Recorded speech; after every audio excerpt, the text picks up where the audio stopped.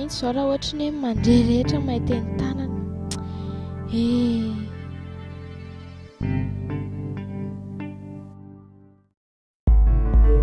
Voambolana fanampiny sy na nefa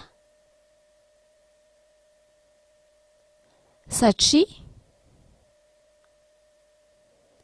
raha ohatra tokony tsara tsy maintsy mahazo aza tsy mahazo tsia eny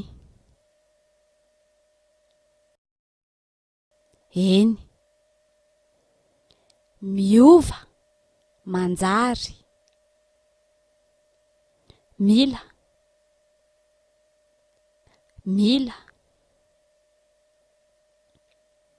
manana manome manda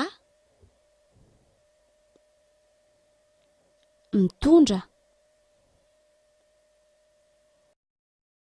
manao ataovy andao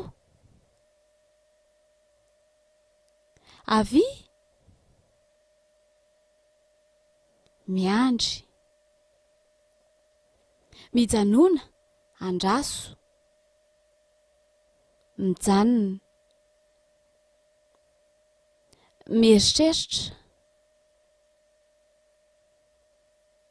mieritreritra manatona hita tsy hita mitovy samihafa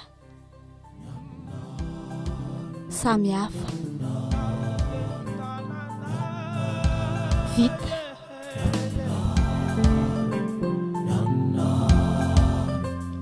mazotoa mianatra teny tanana.